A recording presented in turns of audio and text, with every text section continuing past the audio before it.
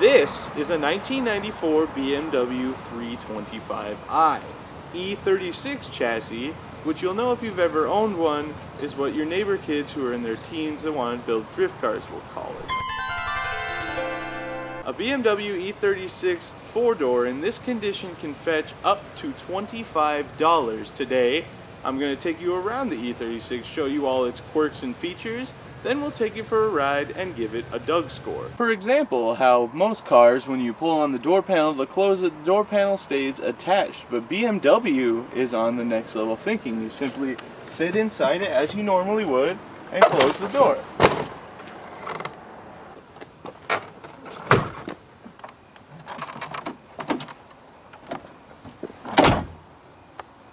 Now, while it may seem like that could make it difficult to get the door closed, as you just saw, luckily BMW thought of this. As with any E36, after about 120,000 miles or 20 years, these windows no longer work. So you just simply crawl through the driver's seat and you just kind of get out of your BMW. Now I know what you're thinking. Doug, why wouldn't you just use the door handle to open the door and get out? BMW thought of that too. Now as you can see here, these wheels say Momo Ferrari Engineering on them.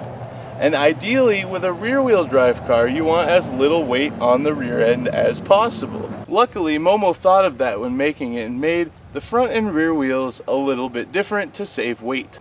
You can see the difference here where Momo left just enough wheel to somehow keep the tire beaded while saving as much weight as possible to ensure a nice, light, uncontrollable back end. As with most luxury cars of the time, BMW thought it brilliant to make hydraulic cylinders that hold the hood up for you. That way you don't have to fiddle with one of those dumb little sticks. And as with any 20-year-old luxury car, they don't work.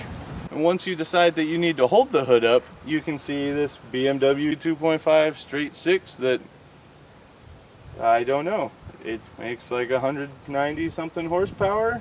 Did at some point, doesn't now. Makes straight 6 sounds and misfires really bad.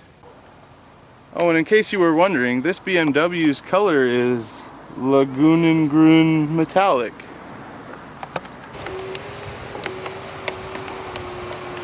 Unfortunately, we're going to have to deduct a point from BMW because the sunroof works.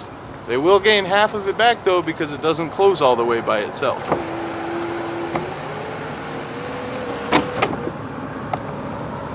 Interestingly enough, this E36 has probably the cleanest trunk of any E36 I've ever seen. Oh, I forgot there's Miata wheels in there. If you look here under the bottom of the trunk hatch, you can see a BMW service card with the 24-hour national toll-free number for BMW Roadside Assistance. And I can only imagine if you called them today owning an E36, they would laugh in your face for only being able to afford an E36.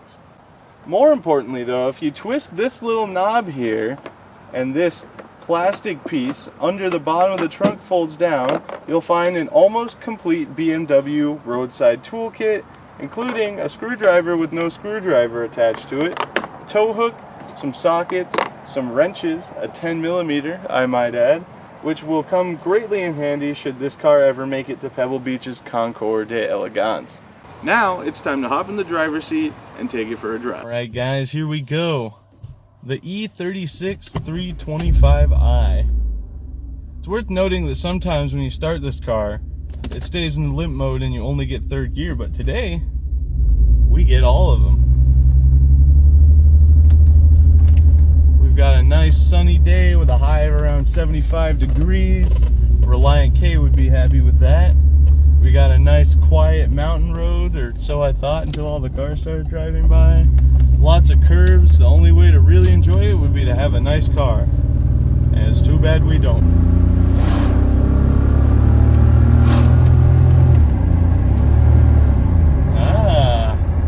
Transmission slips a good amount, and I'm gonna have to yell this whole time because, as discussed, this window doesn't go down.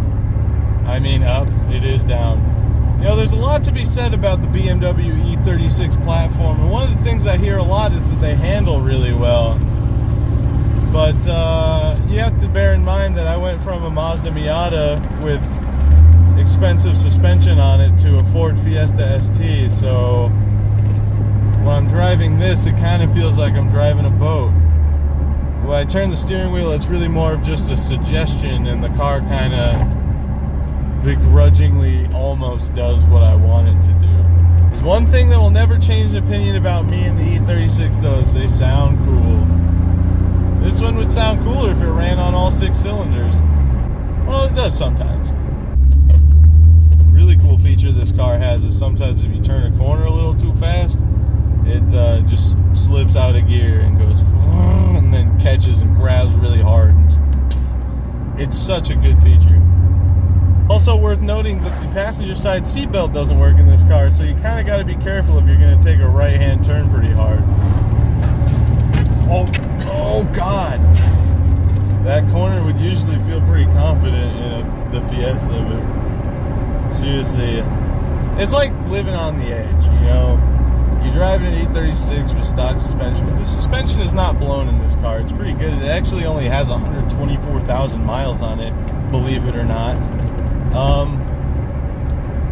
Yeah, it's just not real confidence inspiring in the corners. Trans will slip. That's what you want, really, is to not know what gear it needs to be in, so it just throws all of them at you. First, second, third, you get a little bit of everything. I'm going 20 miles an hour and it's freaking me out a little bit. Oh God. Yeah, alright, we'll take it around one more time. Is that a cop behind me? No.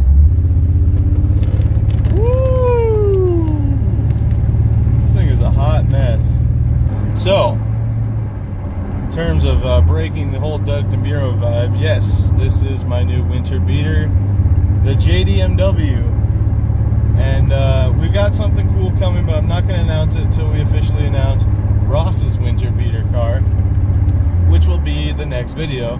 And let's just say it's going to get real interesting because Ross and I both have very cheap rear-wheel drive 6-cylinder winter beaters that neither one of us cares about all that much. So this winter is going to be a fun one, and yeah, I was going to say something, but we'll worry about that next video.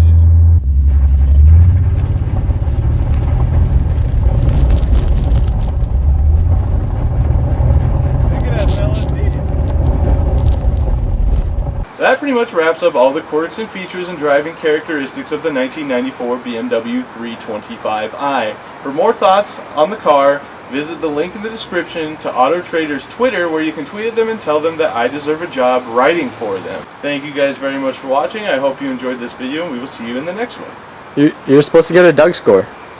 Oh, yeah. 4.